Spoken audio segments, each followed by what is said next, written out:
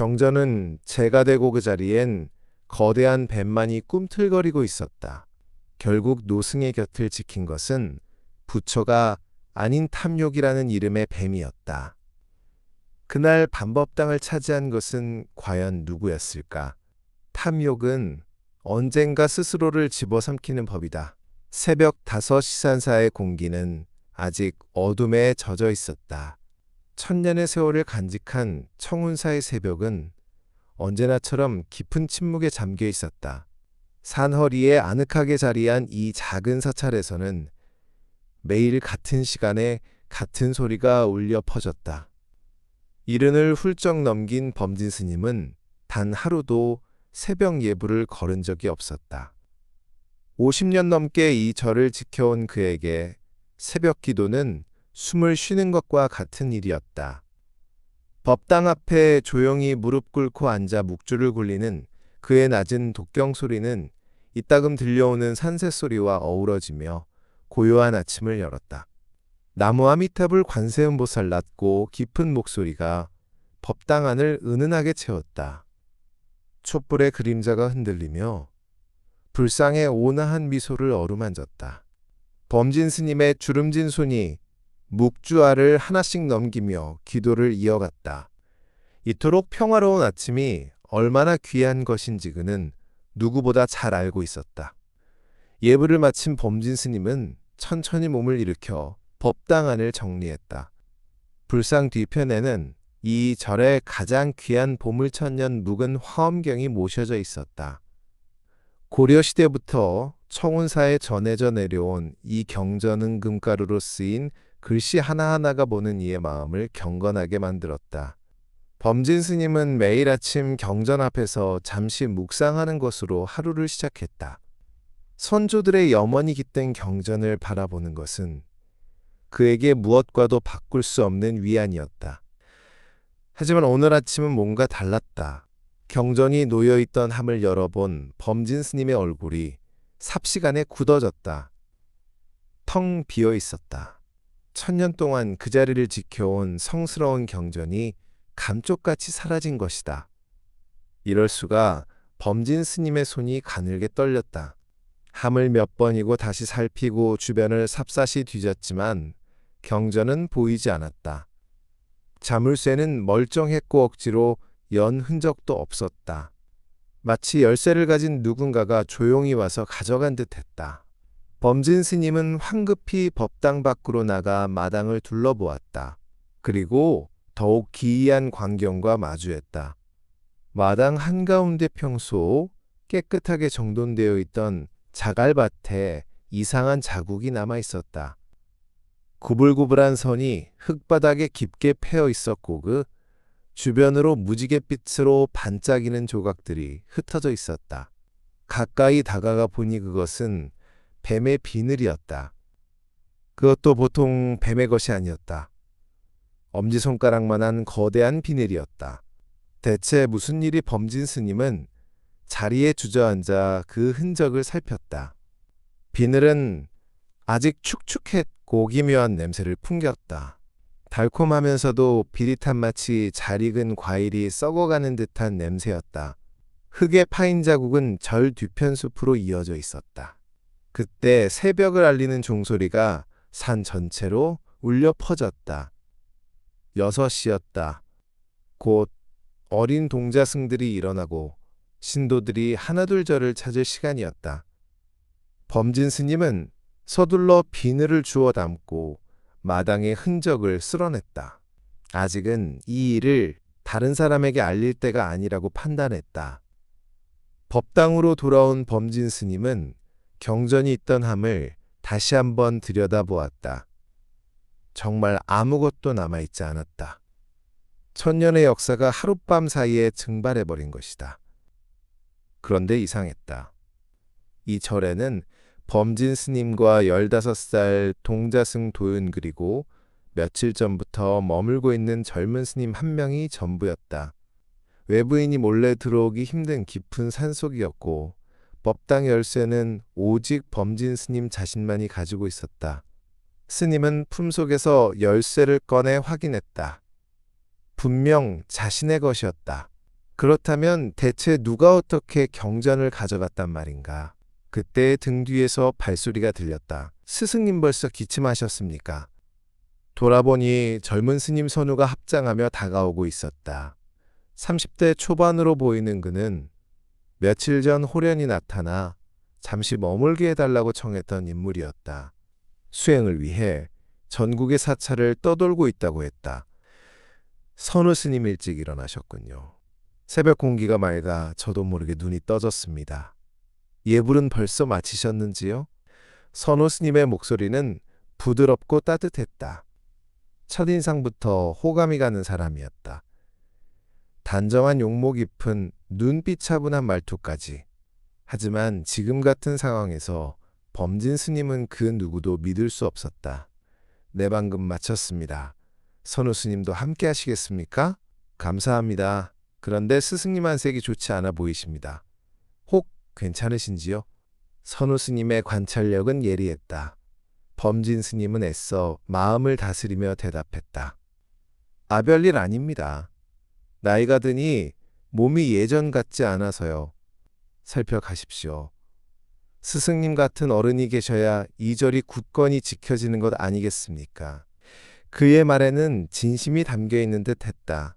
하지만 범진 스님은 마음 한구석의 불안감을 지울 수 없었다. 경전이 사라진 이 시점에 나타난 선우 스님 그리고 마당에 남겨진 거대한 뱀의 흔적, 이 모든 것이 과연 우연일까? 두 스님은 나란히 법당에 앉아 아침 예불을 드렸다. 선우 스님의 독경 실력은 놀라울 정도로 뛰어났다. 경전에 대한 이해도 깊었고 불교 교리에 대한 식견도 남달랐다. 하지만 그럴수록 범진 스님의 의심은 더욱 짙어져만 갔다. 예불이 끝난 후 선우 스님이 입을 열었다. 스승님이 절의 보물이라는 화엄경을 한번 뵐 수 있겠습니까? 천년된 경전이라 들었는데 꼭 한번 보고 싶습니다. 범진 스님의 심장이 쿵 내려앉았다. 하필 지금 그런 말을 꺼내다니. 하지만 절대 티를 내서는 안 되었다. 아, 그 경전 말입니까? 지금은 보존 처리를 위해 잠시 다른 곳에 보내두었습니다. 아, 그렇습니까? 아쉽군요. 언제쯤 돌아올 예정인지요? 글쎄요, 아직 정해지지 않았습니다.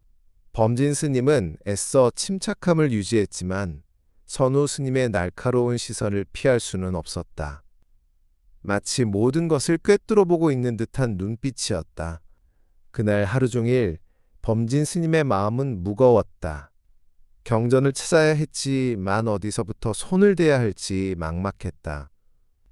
경찰에 알리자니 절의 명성에 흠이 갈까 두려웠고 혼자 해결하자니 실마리가 보이지 않았다. 해가 저물 무렵 범진 스님은 다시 한번 마당의 흔적을 살폈다. 낮에는 신도들의 발길이 잦아 제대로 보지 못했기 때문이다. 자세히 보니 희미하게나마 자국이 남아 있었다. 거대한 뱀이 지나간 흔적과 비늘 그리고 그 기묘한 냄새까지. 그날 반범진 스님은 잠을 이룰 수 없었다. 천년의 보물을 잃어버렸다는 죄책감과 도무지 알 수 없는 사건에 대한 두려움이 그를 짓눌렀다. 창밖으로는 스산한 바람 소리만 들려왔다. 다음 날 아침 범진 스님은 평소보다 일찍 잠에서 깼다.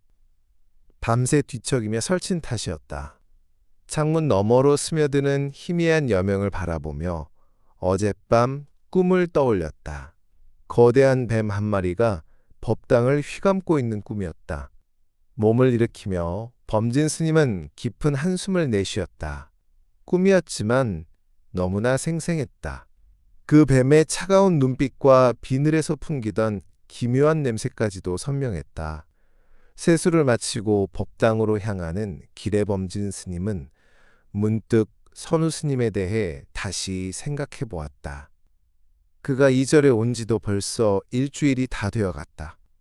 처음 그를 만났을 때를 떠올려 보니 몇 가지 이상한 점들이 있었다. 선우 스님이 청운사를 찾아온 것은 지난주 화요일 비가 추적추적 내리던 저녁 무렵이었다.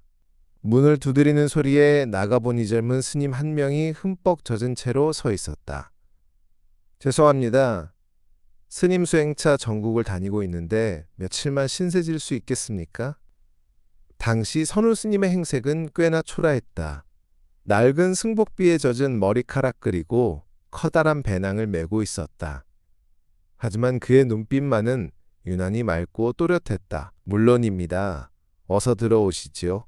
범진 스님은 주저없이 그를 맞아들였다. 깊은 산속 사찰에서 수행자를 내칠 이유는 없었다. 선우 스님은 정중하게 인사하며 절의 규칙을 물었고 모든 것을 겸허히 따랐다. 그런데 지금 돌이켜보니 이상한 점이 하나 있었다. 그의 배낭이 생각보다 훨씬 무거워 보였다는 것이다. 전국을 떠도는 수행자라기엔 짐이 너무 많아 보였다. 또 다른 이상한 점은 그의 손이었다. 수행자의 손이라고 하기엔 너무나 부드럽고 고왔다. 험한 일에는 익숙지 않은 글만 읽은 사람의 손 같았다. 하지만 그런 의심은 며칠 지나지 않아 희미해졌다. 선우 스님의 불교에 대한 깊은 지식과 겸손한 태도 그리고 신도들을 대하는 따뜻함 때문이었다.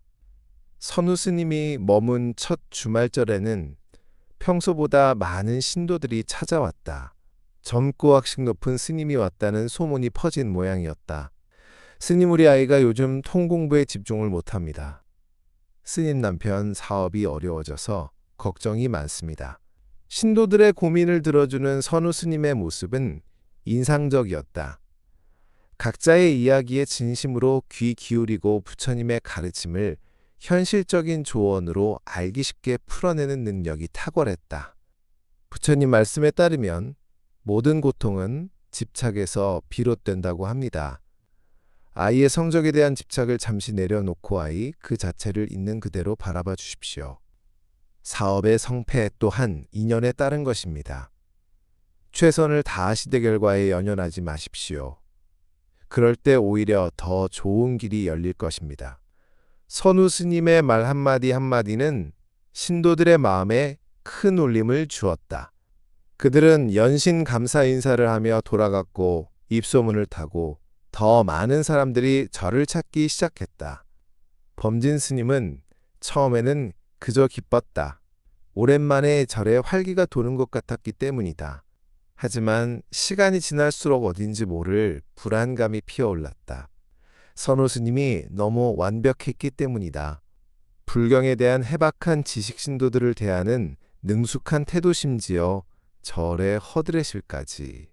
마치 오랫동안 이곳에서 살아온 사람처럼 모든 것에 익숙했다. 처음 온 사람이라고는 믿기 어려울 정도였다. 특히 이상했던 것은 그의 밤 시간이었다. 밤늦도록 홀로 법당에 앉아 있거나 새벽 일찍 뒷산을 거닐곤 했다. 수행의 일부라고 했지만 범진 스님은 왠지 모를 위화감을 느꼈다. 선우 스님은 어느 사찰 출신이신가요? 어느 날 범진 스님이 넌지시 물었을 때 그의 대답은 모호했다. 여러 곳을 떠돌며 수행했습니다. 특별히 한 곳에 얽매이지는 않았습니다. 스승님도 아시지 않습니까? 진정한 수행은 장소에 구애받지 않는다는 것을. 틀린 말은 아니었지만 범진 스님은 무언가 석연치 않음을 느꼈다. 보통 스님들은 자신의 출신 사찰이나 은사에 대해 자부심을 드러내기 마련인데 선우 스님은 그런 이야기를 일절하지 않았다. 그의 방에서 나는 향 냄새도 일반적인 절의 향과는 달랐다. 달콤하면서도 무거운 어딘가 이국적인 느낌의 향이었다. 그리고 가끔 방에서 들려오는 나직한 속삭임도 이상했다. 선우 스님 밤에 누구와 이야기라도 하시는 건가요? 악용전을 읽으며 혼자 되뇌는 버릇이 있습니다. 혹시 시끄러우셨다면 죄송합니다. 하지만 범진 스님이 들은 것은 단순한 읊조림이 아니었다. 마치 누군가와 대화를 나누는 듯한 소리였다. 그것도 한국말이 아닌 알아들을 수 없는 언어로. 경전이 사라진 지 사흘째 되던 날 범진 스님은 우연히 선우 스님의 또 다른 모습을 보게 되었다. 그날 오후 범진 스님이 뒷산에서 약초를 캐고 있을 때였다. 멀리서 선우 스님이 혼자 걸어가는 모습이 보였다. 그런데 이상했다. 선우 스님의 걸음걸이가 평소와는 사뭇 달랐다. 훨씬 더 당당하고 거침이 없었다. 마치 다른 사람처럼 보였다. 그리고 그가 향하는 곳은 절에서 가장 깊숙한 곳에 있는 폐허가 된 암자터였다. 범진 스님은 호기심을 누르지 못하고 멀찍이 서 그를 따라갔다. 그 암자터는 50년 전 화재로 소실된 후 그대로 방치되어 있었다. 평소에는 인적이 끊긴 곳이었다. 선우 스님은 암자터에 도착하자 주위를 살피더니 무언가를 찾기 시작했다. 돌무더기를 들추고 수풀을 헤치며 열심히 무언가를 찾고 있었다. 그 모습은 수행자라기보다 보물 사냥꾼에 가까웠다. 범진 스님은 더 지켜보지 않고 조용히 절로 돌아왔다. 하지만 그 장면은 머릿속에서 쉽게 떠나지 않았다. 선우 스님은 대체 무엇을 찾고 있었던 걸까? 그날 저녁 공양 시간에 범진 스님은 넌지시 물었다. 선우 스님 오늘 오후에 어디 다녀오셨는지요? 아디산을 잠시 산책했습니다. 이곳 자연이 참으로 아름답더군요. 폐허가 된 암자터까지 가보셨습니까? 선우 스님의 표정이 순간 굳어지는 것을 범진 스님은 놓치지 않았다. 내 우연히 보게 되었습니다. 예전에 큰 불이 있었다고 들었는데 안타까운 일입니다. 그곳은 위험할 수 있으니 너무 가까이 가지 않는 것이 좋습니다. 아직도 무너질 위험이 있는 돌들이 많거든요. 네, 조심하겠습니다. 하지만 선우 스님의 눈빛에는 무언가 다른 것이 서려 있었다. 마치 범진 스님이 자신을 지켜보고 있다는 것을 눈치챈 듯한 경계심이었다. 그날 밤범진 스님은 더욱 잠을 이룰 수 없었다. 경전의 실종과 선우 스님의 수상한 행동들이 머릿속을 떠나지 않았다. 과연 이 모든 것이 단순한 우연일까? 아니면 그 뒤에 무언가 거대한 음모라도 숨어 있는 것일까? 새벽녘 범진 스님은 창밖에서 이상한 소리를 들었다. 마치 거대한 뱀이 스르륵 기어가는 소리 같았다. 서둘러 창문을 열어보았지만 밖은 칠흑 같은 어둠에 잠겨 있었다. 다만 공기 중에 낮에 맡았던 그 달콤하고 비릿한 냄새가 희미하게 감돌고 있을 뿐이었다. 범진 스님은 이제 확신했다. 분명 무언가 일어나고 있다는 것을, 그리고 그 중심에 선우 스님이 있다는 것을 말이다. 나흘 밤이 더 지났지만 범진 스님의 불안은 가라앉지 않고 더욱 커져만 갔다. 매일 밤 들려오는 기이한 소리들, 그리고 아침마다 절마당 곳곳에서 발견되는 이상한 흔적들. 이제는 더 이상 무시할 수 없는 지경이었다. 특히 어젯밤은 그 소리가 유난히 심했다. 자정이 넘어서부터 절 뒤편 숲에서 무언가 꿈틀거리는 소리가 계속 들려왔다. 나뭇가지가 부러지는 소리풀이 지시겨지는 소리, 그리고 무언가 거대한 것이 땅을 스치며 지나가는 소리까지. 범진 스님은 몇 번이나 밖으로 나가보고 싶었지만 차마 용기가 나지 않았다. 이른이 넘은 나이에 혼자서 정체 모를 무언가와 마주할 자신이 없었다. 하지만 15살 동자승 도윤이는 달랐다. 호기심이 왕성한 나이였고 무엇보다 겁이 없는 아이였다. 그날 밤에도 도윤이는 그 소리를 듣고 있었다. 스승님도 그 소리가 나요. 도윤이가 범진 스님의 방문을 조심스럽게 두드리며 말했다. 도윤아, 위험하니 절대 밖으로 나가지 말거라. 네, 스승님. 하지만 너무 궁금해요. 대체 뭐가 저런 소리를 내는 걸까요? 범진 스님도 궁금했지만 도윤이의 안전이 우선이었다. 아마 멧돼지나 고라니 같은 짐승일 게다. 산에는 여러 동물이 살고 있으니까. 하지만 범진 스님 스스로도 그 설명이 충분치 않다는 것을 알고 있었다. 멧돼지나 고라니가 내는 소리와는 전혀 다른 종류의 소리였다. 다음날 아침 도윤이는 평소보다 일찍 일어났다. 그리고 범진 스님이 새벽 예불을 드리는 사이몰레 절 뒤편을 살펴보기로 마음먹었다. 어젯밤 그 소리가 어디서 났는지 꼭 확인해보고 싶어. 도윤이는 조심스럽게 법당 뒤편으로 향했다. 그곳은 울창한 소나무 숲이 시작되는 곳이었다. 평소에는 새소리와 바람소리만 들리던 고요한 곳이었다. 하지만 오늘 아침의 숲은 무언가 달랐다. 나뭇가지들이 이상하게 꺾여 있었고 땅에는 깊은 자국들이 어지럽게 나 있었다. 마치 무언가 거대한 것이 몸부림치며 지나간 듯했다. 도윤이는 그 자국을 따라 천천히 걸어 들어갔다. 자국은 숲 깊숙한 곳까지 이어져 있었다. 점점 더 깊은 숲속으로 들어가면서 도윤이는 이상한 냄새를 맡았다. 달콤하면서도 비릿한 무언가 썩어가는 듯한 냄새였다. 바로 그때였다. 앞쪽에서 사람 목소리가 들려왔다. 이제 거의 다 되었다. 조금만 더 참거라. 도윤이는 깜짝 놀라 나무 뒤로 몸을 숨겼다. 누군가가 혼잣말을 하고 있었다. 그런데 그 목소리가 낯익었다. 선우 스님이다. 도윤이는 조심스럽게 고개를 내밀어 앞을 살폈다. 정말로 선우 스님이 서 있었다. 하지만 그의 모습은 평소와 완전히 달랐다. 언제나 온화하고 자비롭던 표정은 온데간데 없고 차갑고 날카로운 눈빛을 하고 있었다. 마치 전혀 다른 사람 같았다. 그리고 그의 손에는 무언가가 들려 있었다.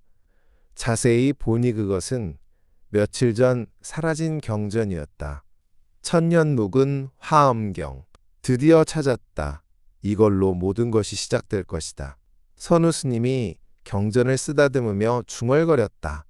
그런데 그 순간 도윤이는 더욱 충격적인 광경을 목격했다. 선우 스님의 발치에서 무언가가 꿈틀거리고 있었던 것이다.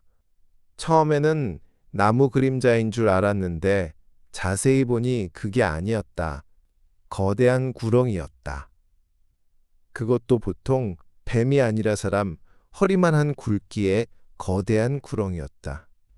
길이는 가늠할 수조차 없었지만 도윤이가 지금까지 본 그 어떤 뱀보다도 컸다. 구렁이의 비늘은 검은색과 금색이 뒤섞여 햇빛에 반사되며 기묘하게 빛나고 있었다. 그리고 그 머리를 본 도윤이는 저도 모르게 비명을 지를 뻔했다. 구렁이의 머리가 사람 얼굴만 했다. 더욱 놀라운 것은 선우 스님이 그 구렁이를 전혀 두려워하지 않는다는 사실이었다. 오히려 아주 친근하게 말을 걸고 있었다. 오늘 밤이면 모든 것이 끝난다. 천년을 기다린 보람이 있을 게다. 선우 스님이 구렁이에게 속삭이는 것 같았다. 그런데 더욱 기이한 일이 벌어졌다. 구렁이가 마치 고개를 끄덕이는 것처럼 보였다. 도윤이는 눈앞의 광경이 꿈인지 현실인지 분간할 수 없었다. 어떻게 사람과 뱀이 대화를 나눌 수 있단 말인가? 그것도 절에서 수행하는 스님이 그런 짓을 벌이다니. 그때 선우 스님이 갑자기 뒤를 돌아보았다. 마치 누군가의 시선을 느낀 것처럼 도윤이는 재빨리 나무 뒤로 몸을 완전히 숨겼다. 누구냐? 선우 스님의 목소리에는 날카로운 경계심이 가득했다. 도윤이는 숨을 죽이고 꼼짝도 하지 않았다. 심장이 너무 세차게 뛰어들킬까봐 조마조마했다. 한참의 시간이 흐른 후 선우 스님의 발소리가 멀어지는 것을 확인하고 나서야 도윤이는 조심스럽게 고개를 내밀었다. 다행히 아무도 없었다. 선우 스님과 그 거대한 구렁이는 흔적도 없이 사라진 후였다. 도윤이는 서둘러 절로 돌아왔다. 범진 스님에게 이 사실을 당장 알려야 했다. 하지만 과연 스승님께서 믿어주실까? 스님과 거대한 뱀이 대화를 나누었다는 이야기를 말이다. 스승님, 스승님. 도윤이는 숨을 헐떡이며 범진 스님을 찾았다. 범진 스님은 마당을 쓸고 있었다. 도윤아, 무슨 일이냐? 왜 그리 놀란 얼굴을 하고 있느냐? 스승님, 큰일 났어요. 선우 스님이. 도윤이는 너무 큰 충격에 말을 제대로 잇지 못했다. 진정하고 천천히 말해보아라. 범진 스님은 도윤이를 다독이며 차분히 이야기를 들었다. 처음에는 아이의 상상이거나 헛것을 본 것이라 생각했다. 하지만 도윤이가 묘사하는 내용이 너무나 구체적이고 생생했다. 정말이에요, 스승님. 제 두 눈으로 똑똑히 봤어요. 선우 스님이 거대한 뱀과 함께 있었고 사라진 경전도 그가 가지고 있었어요. 범진 스님의 얼굴이 굳어졌다. 도윤이의 말이 사실이라면 지금까지의 모든 의심이 맞아떨어지는 셈이었다. 도윤아의 일은 절대 다른 사람에게 말해서는 안 된다. 알겠느냐? 네, 스승님. 하지만 이제 어떻게 해야 하죠? 범진 스님은 잠시 생각에 잠겼다. 지금 당장 선우 스님을 추궁할 수도 있었지만 그러면 상황이 더 위험해질 수 있었다. 상대가 정상적인 인물이 아닐 가능성이 높았다. 일단 조심스럽게 지켜보자. 그리고 절대 혼자 행동하지 말거라. 그날 오후 범진 스님은 선우 스님을 유심히 관찰했다. 겉으로는 평소와 다름없어 보였지만 자세히 보니 미묘한 변화가 느껴졌다. 우선 눈빛이 달랐다. 예전의 온화함은 사라지고 무언가 차갑고 계산적인 느낌이 감돌았다. 그리고 신도들을 대할 때도 예전만큼의 진심이 느껴지지 않았다. 스승님 오늘따라 유난히 피곤해 보이십니다. 선우 스님이 다가와 말을 걸었을 때 범진 스님은 움찔했다. 마치 자신의 속마음을 들킨 것만 같았다. 별일 없습니다. 나이가 들어서 그런가 봅니다. 건강 잘 챙기셔야 합니다. 스승님 같은 분이 계셔야 이절이 평안하니까요. 선우 스님의 말에는 이중적인 의미가 담겨 있는 듯했다. 마치 함부로 나서지 말라는 경고처럼 들렸다. 그날 밤 범진 스님은 잠들지 않고 밖의 동태를 살폈다. 자정이 넘어서자 예상대로 기이한 소리가 들려오기 시작했다. 이번에는 더욱 가까운 곳에서 들려왔다. 창문 틈으로 조심스럽게 밖을 내다보니 마당에서 무언가가 움직이고 있었다. 달빛에 비친 그림자는 분명 뱀의 형상이었다. 그것도 상상 이상으로 거대한 뱀의 그림자였다. 범진 스님은 온몸에 소름이 돋았다. 도윤이의 말이 모두 사실이었던 것이다. 정말로 거대한 구렁이가 이절에 나타나고 있었고 선우 스님이 그것과 연관되어 있었던 것이다. 이제 더 이상 망설일 시간이 없었다. 내일 밤에는 직접 확인해야 했다. 비록 위험이 따르더라도이 절과 신도들을 지키기 위해서는 진실을 밝혀내야만 했다. 범진 스님은 마음을 다잡고 내일의 계획을 세웠다. 천년의 역사를 이어온 이 절을 지키기 위해 그리고 무엇보다 순수한 불법을 수호하기 위해였던 위험이라도 감수할 각오가 되어 있었다. 다음 날 아침 범진 스님은 평소보다 일찍 일어나 법당을 청소했다. 하지만 마음은 온통 어젯밤에 본 그림자와 도윤이의 증언으로 가득했다. 이제 더는 미룰 수 없었다. 진실을 확인할 때가 온 것이다. 선우 스님은 평소와 다름없이 새벽 예불에 참석했다. 겉으로는 여전히 온화하고 경건한 모습이었다. 하지만 범진 스님의 눈에는 그 모든 것이 거짓된 가면처럼 보였다. 스승님 오늘은 잠시 시내에 좀 다녀와도 되겠습니까? 필요한 물건이 좀 있어서요. 예불을 마친 후선우 스님이 말했다. 범진 스님에게는 절호의 기회였다. 물론입니다. 조심히 다녀오세요. 감사합니다. 저녁 늦게나 돌아올 것 같습니다. 선우 스님이 떠난 후 범진 스님은 도윤이를 불렀다. 도윤아 선 스님이 없는 동안 그분 방을 한번 살펴봐야겠다. 네 스승님, 제가 밖에서 망을 보겠습니다. 도윤이도 어젯밤 본 것 때문에 선우 스님에 대한 의심을 지울 수 없었다. 오히려 범진 스님보다 더 적극적이었다. 범진 스님은 조심스럽게 선우 스님의 방문을 열었다. 방 안은 깔끔하게 정돈되어 있었지만 기묘한 냄새가 코를 찔렀다. 어젯밤 마당에서 맡았던 그 달콤하고 비릿한 냄새였다. 방 한쪽 구석에는 커다란 배낭이 놓여 있었다. 범진 스님은 잠시 망설이다가 배낭을 열었다. 스님의 사적인 공간을 엿보는 일이었지만 지금 상황에서는 어쩔 수 없었다. 배낭 안에서 나온 것들을 보고 범진 스님은 경악을 금치 못했다. 여러 사찰의 고문서들이 잔뜩 들어 있었다. 모두 오래된 것들로 하나하나가 귀중한 문화재로 보이는 것들이었다. 이게 대체 다 무엇인가? 범진 스님은 문서들을 하나씩 꺼내 살펴보았다. 해인사, 불국사, 통도사, 전국 유명 사찰들의 이름이 적혀 있었다. 그런데 이상한 점은 모든 문서가 비슷한 내용을 다루고 있다는 것이었다. 용왕신앙사신, 숭배뱀 토템 등의 단어들이 반복적으로 등장했다. 마치 누군가가 각 사찰의 뱀과 관련된 설화나 신앙을 집중적으로 조사한 흔적 같았다. 더 깊숙한 곳에서는 또 다른 놀라운 것들이 나왔다. 위조된 것으로 보이는 여러 개의 신분증과 작은 금괴 조각들이었다.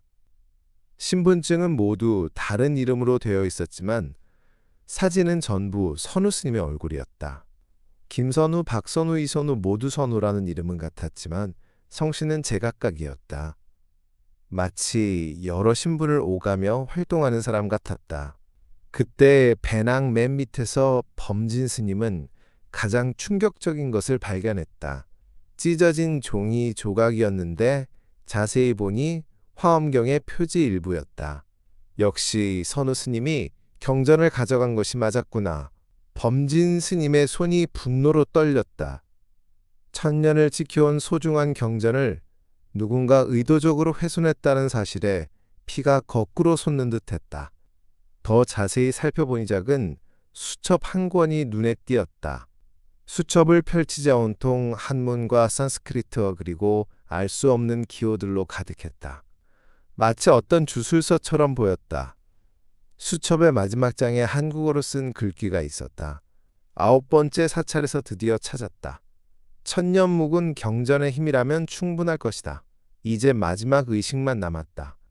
달이 가장 어두운 밤페어가 된 암자터에서 모든 것이 완성될 것이다.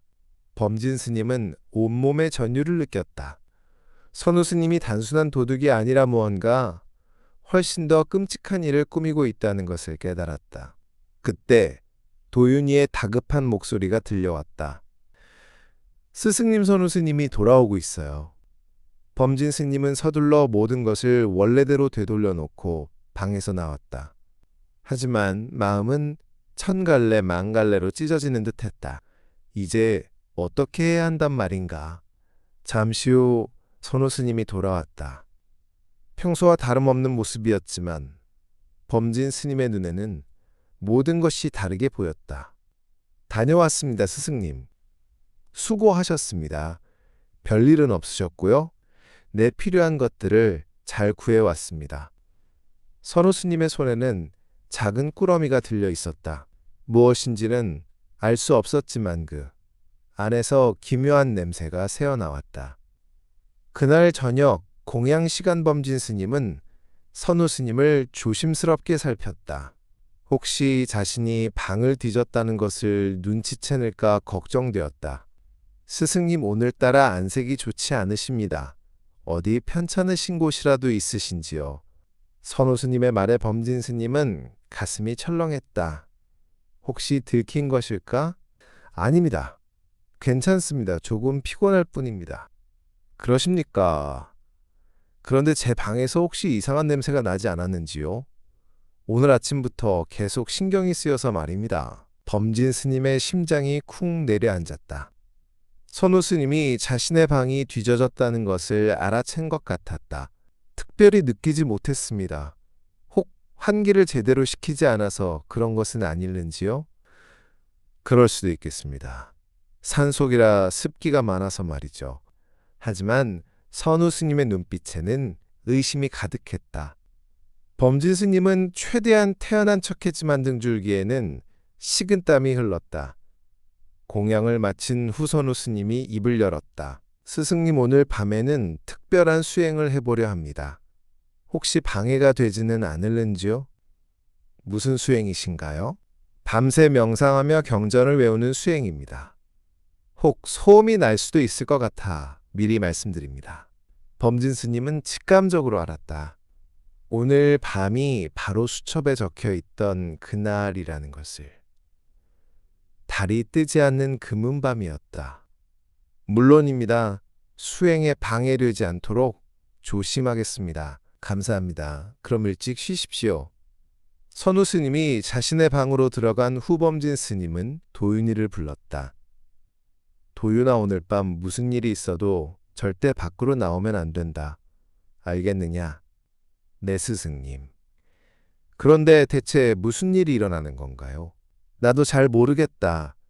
하지만 분명 위험한 일일 것이다.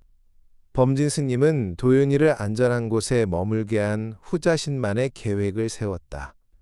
오늘 밤선우 스님을 뒤쫓아 그가 정확히 무엇을 하려는지 확인해야 했다. 밤이 깊어갈수록 범진 스님의 긴장감은 극에 달했다. 선우 스님의 방에서는 이상한 소리가 들려오기 시작했다. 마치 무언가를 끓이는 듯한 소리였다. 자정이 넘어서자 선우 스님의 방문이 조용히 열렸다. 범진 스님은 창문 틈으로 밖을 내다보았다. 선우 스님이 무언가를 등에 짊어진 채 절 뒤편 숲으로 향하고 있었다. 이제 시작이군. 범진 스님은 조심스럽게 선우 스님의 뒤를 밟았다. 오늘 밤 모든 진실이 밝혀질 것이었다.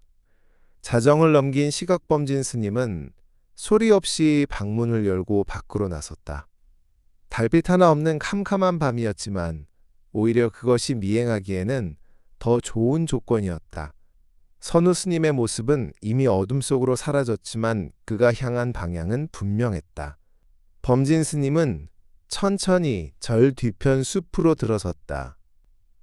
평소 고요하기만 했던 숲이 오늘 밤만큼은 기이한 기운으로 가득했다. 공기 중에는 그 달콤하고 비릿한 냄새가 더욱 진하게 맴돌고 있었다. 나뭇가지를 조심스럽게 헤치며 나아가던 범진 스님은 멀리서 희미한 불빛을 발견했다. 폐허가 된 남자 터 쪽에서 새어나오는 빛이었다. 예상대로였다. 좀 더 가까이 다가가자 이상한 소리가 들려오기 시작했다. 선우 스님의 목소리 같았지만 평소와는 전혀 다른 톤이었다. 낮고 음산하며 마치 주문을 외우는 듯했다. 범진 스님은 큰 바위 뒤에 몸을 숨기고 조심스럽게 안을 살폈다. 암자터 한가운데에는 작은 모닥불이 피워져 있었고 그 주위로 이상한 그림들이 그려져 있었다. 뱀 모양의 복잡한 문양들이었다. 선우 스님은 모닥불 앞에 무릎을 꿇고 앉아 있었다. 그의 앞에는 사라졌던 화엄경이 놓여 있었고 주변에는 여러 기묘한 물건들이 흩어져 있었다. 작은 항아리들 할 수 없는 약초들 그리고 반짝이는 금속 조각들이었다. 천년을 기다렸다. 이제 모든 것이 완성될 때가 왔다. 선우 스님의 목소리는 평소의 온화함과는 정반대였다.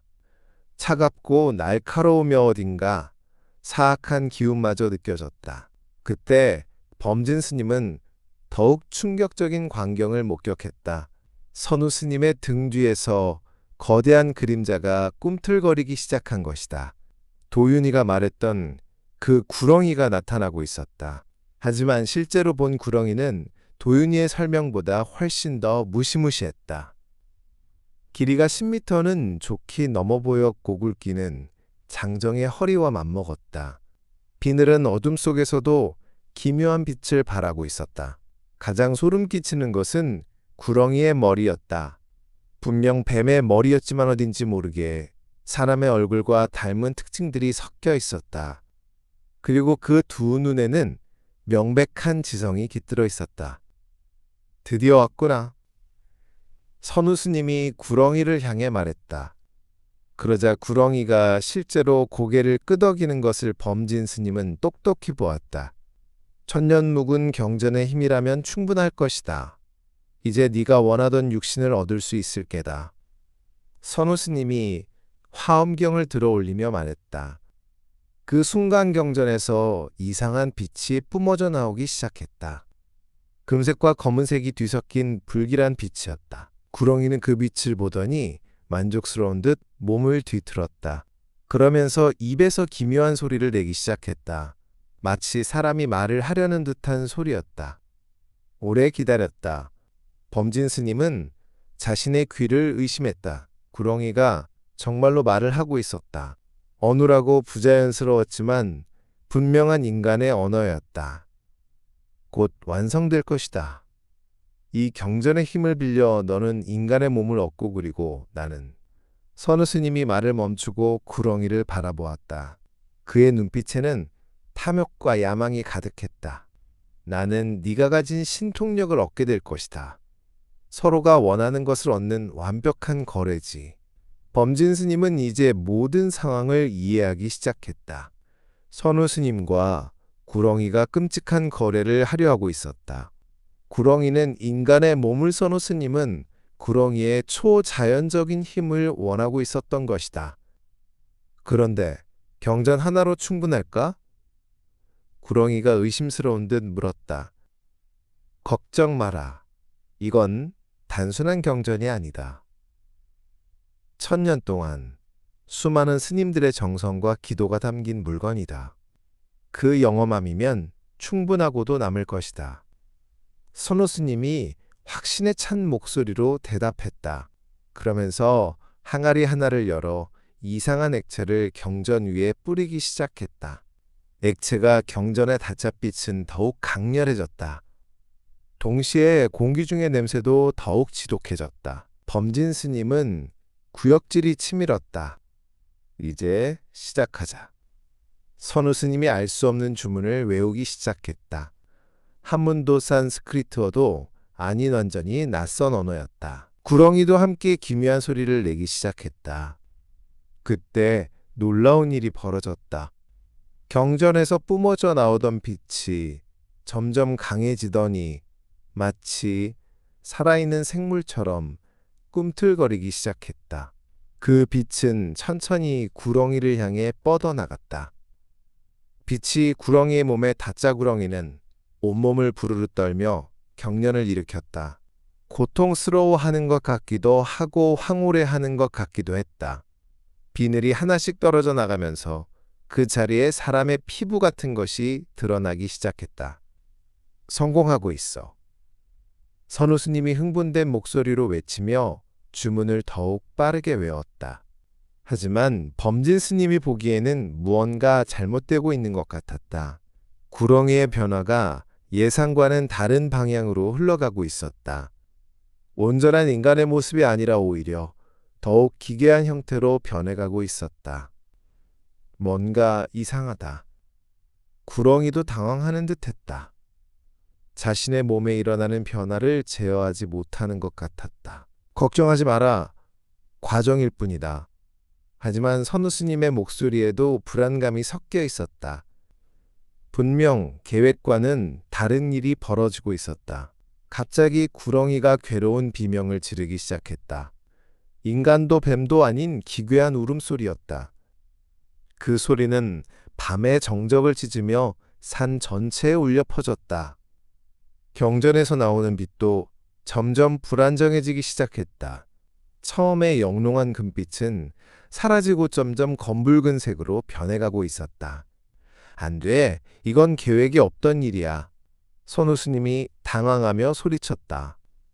하지만 이미 상황은 그의 통제를 벗어나고 있었다. 범진 스님은 더 이상 지켜볼 수만은 없었다. 비록 위험하더라도 이 끔찍한 의식을 막아야 했다. 천년묵은 소중한 경전이 이런 사악한 목적에 사용되는 것을 두고 볼 수는 없었다. 그만두어라. 범진 스님이 바위 뒤에서 모습을 드러내며 큰 소리로 외쳤다. 선우 스님과 구렁이 모두 깜짝 놀라며 그를 돌아보았다. 누구냐? 선우 스님의 얼굴이 분노로 일그러졌다. 중요한 의식이 방해받았기 때문이었다. 나다. 지금 당장 그 사악한 행위를 멈추어라. 범진 스님은 용기를 내어 앞으로 나아갔다.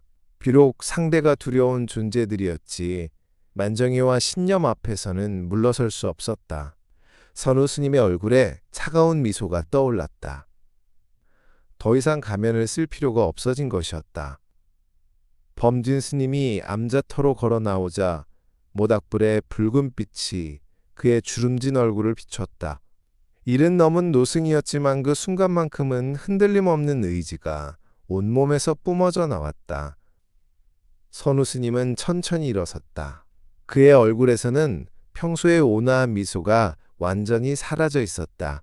대신 차갑고 계산적인 표정이 드러났다. 범진 스님 정말 예상 밖이군요. 선우 스님의 목소리도 완전히 달라져 있었다. 더 이상 정중하지도 존경하는 기색도 없었다. 부처님의 법은 요물을 부르는 데 쓰는 것이 아니다. 범진 스님이 단호하게 말했다. 그의 목소리는 떨렸지만 에이지만큼은 확고했다. 선우 스님이 비웃으며 고개를 저었다. 스님께서는 너무 오래 산속에만 계셔서 세상을 모르시는군요. 부처님의 법이니 하는 것들은 이미 낡은 것입니다. 이제는 다른 힘이 세상을 지배할 때가 왔습니다. 다른 힘이라니? 바로 이 존재입니다. 선우 스님이 아직도 꿈틀거리고 있는 구렁이를 가리켰다. 의식이 중단되어 고통스러워하고 있었지만 여전히 무서운 기운을 뿜어내고 있었다. 이 존재는 천년 전부터 이 산에 살아온 진짜 신입니다. 부처님원이 하는 것들보다 훨씬 현실적이고 강력한 힘이죠. 범진 스님은 구렁이를 바라보았다. 그 거대한 몸집과 지적인 눈빛이 확실히 범상치는 않았다. 하지만 그렇다고 해서 사악한 목적에 이용될 수는 없었다. 설령 그것이 신적인 존재라 하더라도 내가 하고 있는 일은 옳지 않다. 천년 동안 수많은 스님들의 정성이 깃든 경전을 이런 식으로 사용하다니. 정성이요? 선우 스님이 다시 비웃었다. 그 정성이라는 것이 대체 무엇을 이루었습니까? 이 절은 점점 쇠락해가고 찾아오는 신도들도 줄어들고 있습니다. 그런 무력한 믿음보다는 진짜 힘을 가진 존재와 손을 잡는 것이 훨씬 현명하지 않겠습니까? 범진 스님은 분노가 치밀어 올랐다. 하지만 동시에 깊은 슬픔을 느꼈다. 선우 스님이 진정한 신앙의 의미를 전혀 이해하지 못하고 있다는 사실이 안타까웠다. 너는 불법의 참뜻을 전혀 모르고 있구나. 진정한 믿음은 눈에 보이는 이익이나 힘을 얻기 위함이 아니다. 마음의 평안과 깨달음을 위한 것이지. 깨달음이요? 마음의 평안이요? 선우 스님의 목소리에 조롱이 가득했다. 그런 추상적인 것들로 배고픔을 채울 수 있습니까? 현실의 문제를 해결할 수 있나요? 저는 더 실용적인 것을 추구합니다. 그때 구렁이가 갑자기 입을 열었다. 인간, 방해하지 마라. 구렁이의 목소리는 의식이 중단된 고통 때문에 더욱 음산했다. 범진 스님을 향한 적의가 가득했다. 보시다시피 이 존재도 저와 같은 생각입니다. 낡은 것들은 이제 사라져야 할 때가 왔습니다. 선우 스님이 다시 경전 쪽으로 다가가려 했다. 의식을 재개하려는 듯했다. 안 된다. 범진 스님이 재빨리 앞을 막아섰다. 비록 늙은 몸이었지만 애지만큼은 젊은이 못지 않았다. 스님 비키시지요? 어차피 막을 수도 없을 텐데 괜히 다치기만 할 뿐입니다. 설령 내가 다치더라도 이런 사악한 일을 막을 수만 있다면 기꺼이 감수하겠다. 범진 스님의 단호한 태도에 선우 스님의 얼굴이 일그러졌다. 정말 고집이 세시군요. 그렇다면 어쩔 수 없습니다. 선우 스님이 손짓하자 구렁이가 천천히 움직이기 시작했다.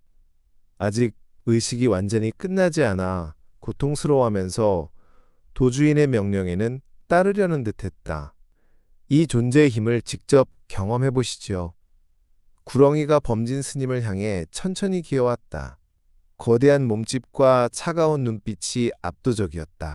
범진 스님은 두려웠지만 한 발짝도 물러서지 않았다. 나무 아미탑을 범진 스님이 연부를 외우기 시작했다. 그 순간 이상한 일이 벌어졌다. 구렁이가 갑자기 그 자리에 멈춰 선 것이다.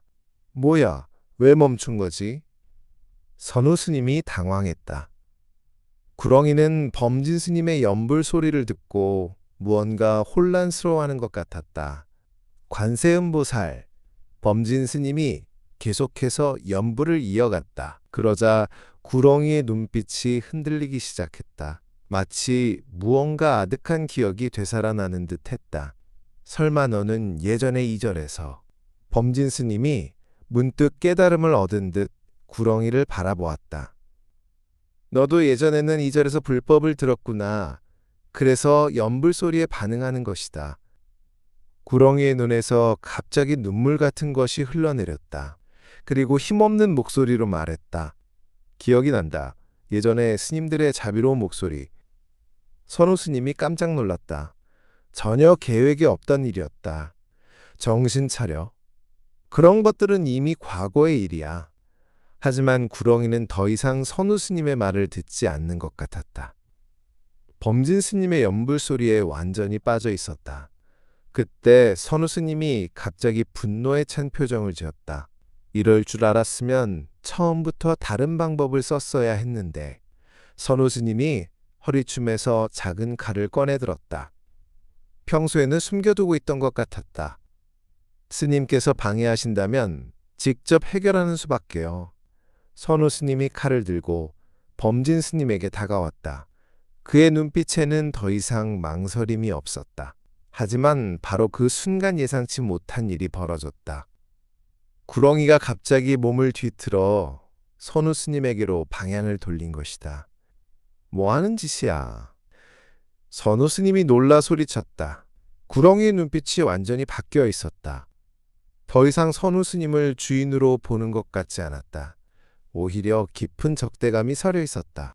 네가 나를 이용했구나. 구렁이가 원망에 찬 목소리로 말했다. 범진 스님의 연부를 듣고 흐릿했던 정신이 맑아지면서 자신이 어떻게 이용당했는지 깨달은 것 같았다. 구렁이의 눈빛이 완전히 변한 것을 본 선우 스님의 얼굴에서 핏기가 가셨다. 그동안 자신이 완벽하게 통제하고 있다고 생각했던 존재가 갑자기 적이 되어버린 상황이었다. 잠깐 진정해. 우리는 동반자가 아니었나? 선우 스님이 당황하며 뒤로 물러섰다. 하지만 구렁이는 더 이상 그의 말을 들으려 하지 않았다. 동반자라고? 구렁이의 목소리에는 깊은 분노가 담겨 있었다. 의식이 중단되면서 혼란스러웠던 정신이 범진 스님의 연부를 듣고 점점 맑아지고 있었다. 너는 나를 이용만 했을 뿐이다. 범진 스님은 상황을 지켜보며 구렁이의 진정한 정체를 깨닫기 시작했다. 이 존재는 단순한 유물이 아니었다. 아주 오래전 이 산에서 수행하다가 그릇된 길로 빠져버린 어느 영혼일 가능성이 높았다. 네가 진정으로 원했던 것은 인간의 몸이 아니었구나. 범진 스님이 조심스럽게 구렁이에게 말했다. 너는 해탈을 원했던 것이다. 구렁이가 고개를 끄덕였다. 그 거대한 몸에 갇혀 천년을 고통받아온 영혼의 진정한 소망이 드러나는 순간이었다. 선우 스님은 이제 완전히 궁지에 몰렸다. 자신의 모든 계획이 물거품이 되고 있었다. 아니야. 우리가 약속했잖아. 내가 인간의 몸을 얻게 해주고 나는 너의 힘을 얻기로. 그 약속은 네가 나를 속여서 만든 것이다. 구렁이가 천천히 선우 스님 쪽으로 몸을 돌렸다. 그 움직임에는 천년의 분노와 원망이 서려 있었다. 나는 처음부터 이 굴레에서 벗어나고 싶었을 뿐이다. 범진 스님은 구렁이의 고통을 이해할 수 있었다. 아마도 오래전 수행자였던 이 영혼이 탐욕이나 잘못된 수행법 때문에 이런 모습이 되어버린 것 같았다. 그리고 천년 동안 이 산에서 고통받아왔던 것이다. 선우 너는 이 영혼의 고통을 이용해서 네 자신의 욕심만 채우려 했구나. 진정한 해결책은 서로를 이용하는 것이 아니라 이 영혼이 평안을 찾도록 돕는 것이었다. 선우 스님은 절망적인 표정을 지었다. 모든 계획이 실패로 돌아가고 있었다. 아직 끝나지 않았어. 선우 스님이 갑자기 경전 쪽으로 달려갔다. 경전에서는 아직도 기이한 빛이 새어나오고 있었다. 이 경전에 힘만 있으면 다시 의식을 시작할 수 있어. 하지만 구렁이가 더 빨랐다. 거대한 꼬리로 선우 스님의 앞을 막아섰다. 더 이상 네 마음대로 하게 둘 수 없다. 비켜. 내가 너에게 자유를 줄 수 있는 유일한 사람이야. 선우 스님이 필사적으로 소리쳤지만 구렁이는 꿈쩍도 하지 않았다. 자유를 준다고? 너는 나를 또 다른 감옥에 가두려 했을 뿐이다. 구렁이가 천천히 선우 스님을 에워싸기 시작했다. 선우 스님은 칼을 들고 저항하려 했지만 구렁이의 압도적인 크기 앞에서는 무력했다. 제발 우리 다시 협력하자. 내가 잘못했다. 하지만 이미 늦었다. 구렁이는 선우 스님의 말을 더 이상 믿지 않았다. 나는 1000년 동안 속아왔다. 더 이상은 안 된다. 구렁이가 선우 스님을 점점 더 강하게 휘감기 시작했다. 선우 스님의 비명소리가 밤하늘에 울려 퍼졌다. 범진 스님, 도와주십시오, 제발. 선우 스님이 범진 스님에게 애원했다. 하지만 범진 스님은 복잡한 심정이었다. 선우 스님을 구해주고 싶은 마음도 있었지만 동시에 이것이 그의 업보라는 생각도 들었다. 멈추어라. 범진 스님이 큰 소리로 외쳤다. 구렁이가 잠시 움직임을 멈추었다. 복수는 해결책이 아니다. 그렇게 해서는 너 또한 영원히 고통에서 벗어날 수 없다. 구렁이가 범진 스님을 돌아보았다. 그 눈에는 여전히 분노가 서려 있었지만 동시에 고뇌하는 기색도 보였다. 그럼 어떻게 해야 하나? 용서하는 것이다. 그리고 진정한 해탈의 길을 찾는 것이지. 범진 스님이 경전 쪽으로 천천히 걸어갔다. 경전에서 나오던 빛이 점점 약해지고 있었다. 이 경전의 진짜 힘은 욕망을 채우는 것이 아니라 마음의 평안을 주는 것이다. 범진 스님이 경전을 조심스럽게 집어들었다. 그러자 신기하게도 경전에서 나오던 불길한 빛이 사라지고 대신 따뜻하고 부드러운 금빛이 흘러나오기 시작했다. 나무아미타불 관세음보살, 범진 스님이 경전을 들고 연부를 시작했다. 그러자 구렁이의 몸에서도 변화가 일어나기 시작했다. 검고 무거웠던 비늘이 점점 투명해지기 시작했다. 마치 오랜 세월 쌓였던 업보가 씻겨나가는 듯했다. 이것이 진짜 자유로 가는 길인가? 구렁이가 놀라며 자신의 몸을 바라보았다. 1000년 동안 단 한 번도 느껴보지 못했던 평안함이었다. 하지만 바로 그 순간 예상치 못한 일이 벌어졌다. 선우 스님이 갑자기 구렁이의 틈새로 빠져나온 것이다. 아직 끝나지 않았어. 선우 스님이 마지막 발악을 하며 범진 스님에게 달려들었다. 손에는 여전히 칼이 들려 있었다. 하지만 구렁이가 더 빨랐다. 번개 같은 움직임으로 선우 스님을 다시 휘감았다. 이번에는 아까보다 훨씬 더 단단하게. 내 놈의 탐욕이 결국 너를 삼켰다. 구렁이의 힘이 점점 강해졌다. 선우 스님의 몸이 천천히 구렁이 안으로 빨려 들어가기 시작했다. 안 돼. 이럴 수는 없어. 선우 스님의 절망적인 외침이 산을 울렸지만 이미 돌이킬 수 없었다. 그의 탐욕이 결국 자신의 파멸을 불러온 것이었다. 그리고 선우 스님을 삼킨 후구렁이 자신도 극심한 고통에 몸부림치기 시작했다. 탐욕에 찬 영혼을 받아들인 것이 독이 되어 그를 괴롭히고 있었다. 선우 스님을 삼킨 구렁이는 땅바닥을 구르며 괴로워했다. 거대한 몸이 뒤틀리고 경련했다. 탐욕으로 가득 찬 선우 스님의 영혼이 구렁이의 내부에서 맹독처럼 퍼져나가고 있었다. 아, 아프다. 이것은 독이다. 구렁이가 신음하며 말했다. 1000년 동안 수행으로 정화되어 가던 그의 영혼에게 선우 스님의 탐욕은 견딜 수 없는 고통이었다.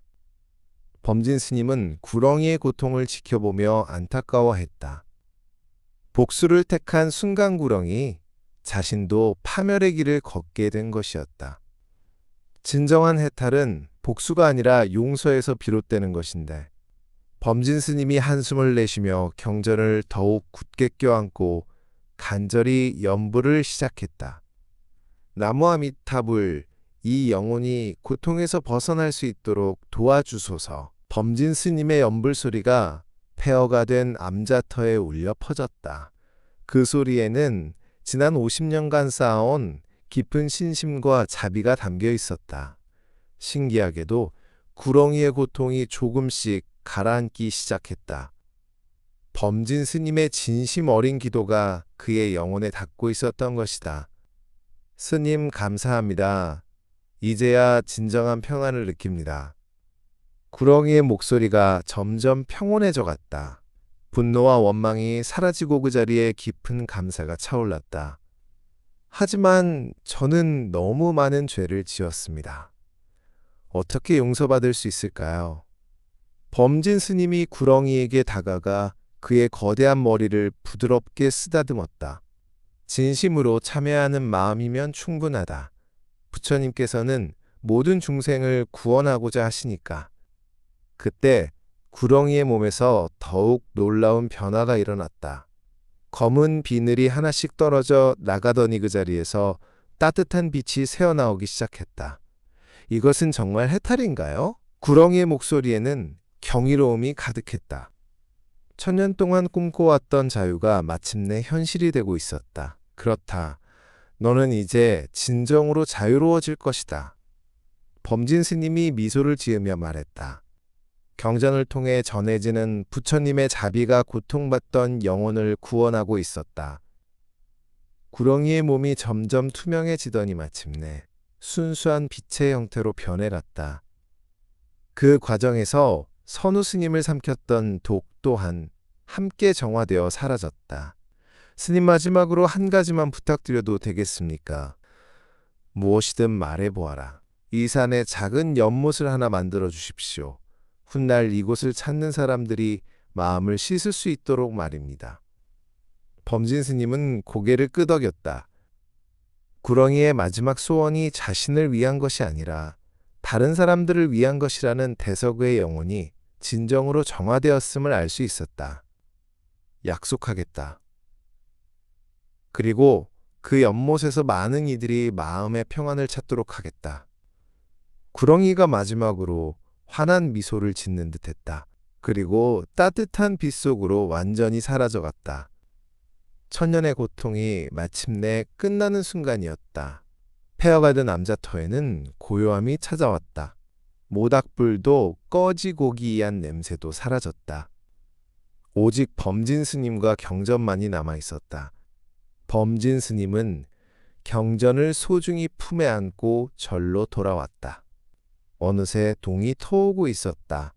도윤이가 걱정스러운 얼굴로 그를 기다리고 있었다. 스승님, 무사하셨군요. 밤새 이상한 소리가 들려서 정말 걱정했습니다. 걱정하게 해서 미안하구나, 도윤아.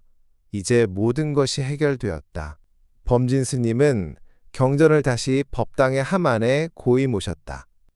경전은 본래의 따뜻한 금빛을 되찾고 있었다. 며칠 후 경찰과 신도 몇몇이 절을 찾아왔다. 선우 스님이 갑자기 사라졌다는 신고를 받고 온 것이었다. 범진 스님은 담담하게 말했다. 선우라는 분은 며칠 전 홀연히 떠났습니다. 다른 곳에서 수행을 계속하겠다고 하더군요. 사실을 모두 말할 수는 없었지만 거짓말도 아니었다. 선우 스님은 정말로 이 세상을 떠났으니까.